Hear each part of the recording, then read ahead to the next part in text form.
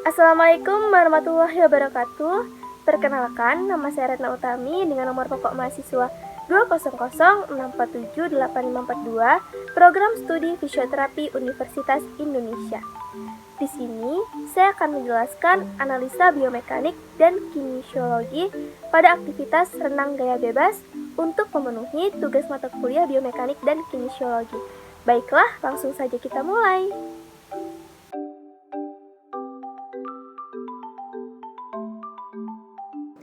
Pada renang, medium yang dilaluinya adalah cairan. Medium cairan ini lebih pekat dibandingkan dengan medium udara, misalnya pada lari, dan kepekatan tersebut memberikan tahanan atau resistensi yang lebih besar pada setiap benda yang bergerak di dalamnya. Agar perenang dapat mendapat resistensi air yang kecil, perlu diusahakan posisi badan yang sejajar dengan permukaan air. Posisi badan yang sejajar dengan permukaan air ini mendapat resistensi kecil karena penampang yang kena tahanan terkecil dibandingkan posisi-posisi badan yang lain. Bentuk posisi badan yang sejajar dengan permukaan air yang resistensinya kecil dalam renang ini disebut streamline. Di samping cairan tersebut memberikan resistensi terhadap perenang, juga memberikan kekuatan ke atas vertikal yang disebut kekuatan mengapung untuk menahan perenang. Kekuatan apung selama ini sama besarnya dengan berat air yang dipindahkan pada saat mengapung. Secara matematis, badan akan mengapung apabila berat badan dan kekuatan mengapung maksimal. Apabila berat badan lebih besar daripada kekuatan mengapung maksimal, maka berat badan akan tenggelam. Selanjutnya ada sequence. Saat lengan memasuki air, akan diikuti dengan posisi ekstensi ke depan bahu. Daya tarik bawah air dimulai dengan fase early pull stroke, yang mana ditandai dengan adanya awalan gerakan lengan ke belakang. Telapak tangan dan lengan bawah harus menghadap ke arah belakang dengan ujung jari yang mengarah ke bawah selama mungkin. Titik di mana humerus tegak lurus terhadap sumbu tubuh disebut dengan mid pull stroke. Kemudian, setelah lengan keluar dari air, maka fase recovery dimulai, yaitu fase di mana saat lengan diayunkan di atas air untuk membawa lengan pada posisi untuk menarik tubuh sekali lagi. Setelah mid pull stroke, fase selanjutnya adalah pull stroke. Fase ini yaitu fase di mana tangan gerakan tangan ke belakang hingga melewati panggul sampai tangan keluar dari air yang diikuti dengan gerakan pada siku. Selanjutnya, terdapat joint motion dan muscle activity.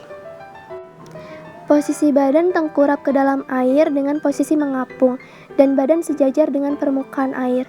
Untuk bagian tungkai bawah, yang pertama itu ada sendi, yaitu pergelangan kaki atau articulatio talocruralis. Yang kedua, otot M. triceps surae. Yang ketiga, origo femoris dan tibia. Yang keempat, intersio os calcaneus. Yang kelima, bidang frontal. Yang keenam, sumbu frontal. Yang ketujuh, pengukit jenis 1. Gerakan pada tulang bahu. Pada renang gaya bebas juga terjadi gerakan pada tulang bahu. Di antaranya adalah yang pertama sendi, yaitu sendi bahu. Untuk golongan A, yaitu otot-otot yang berorigo pada tulang scapula dan berinsersio pada tulang lengan atas atau humerus. Untuk golongan B, otot-otot yang mempunyai origo pada batang badan dan berinsersio pada tulang scapula. Untuk golongan C, yaitu otot-otot yang berorigo pada batang badan dan berinsersio pada tulang humerus. Yang kedua, bidangnya frontal. Yang ketiga, sumbu sagittal. Selanjutnya terdapat hukum Newton. Renang gaya bebas menggunakan hukum Newton 3 karena pada saat berenang, tangan kita bergerak ke belakang atau gaya aksi, sehingga tubuh kita akan bergerak ke depan atau gaya reaksi.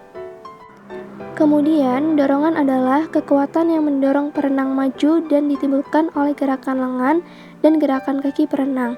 Sebenarnya gerakan maju ini ditimbulkan oleh tekanan yang disebabkan oleh gerakan lengan dan kaki ketika lengan dan kaki itu mendorong ke belakang.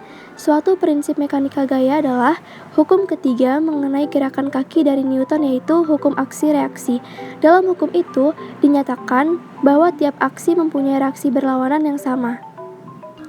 Misalnya, jika seorang perenang mendorong ke belakang dengan kekuatan 25 kg dengan lengannya dan 5 kg dengan kakinya, kekuatan resultan 30 kg digunakan untuk mendorong maju.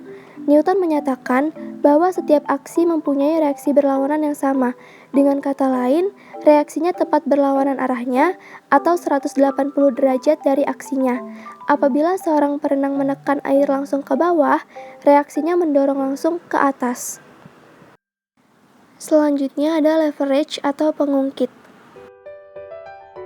Setiap gaya yang ada hubungannya dengan pengungkit dapat dihitung secara mekanik, sehingga letak gaya yang berbeda akan menghasilkan kekuatan yang berbeda. Menurut Sajoto, pengungkit dikelompokkan dalam 3 kelas, yaitu dibagi menurut letak sumbu pengungkit, gaya beban, dan gaya gerak mengangkat. Pada aktivitas renang gaya bebas ini menggunakan pengungkit jenis 1 dengan letak sumbu di antara gaya beban dan gaya angkat. Sekian video dari saya. Apabila ada salah kata saya mohon maaf. Saya akhiri. Wassalamualaikum warahmatullahi wabarakatuh.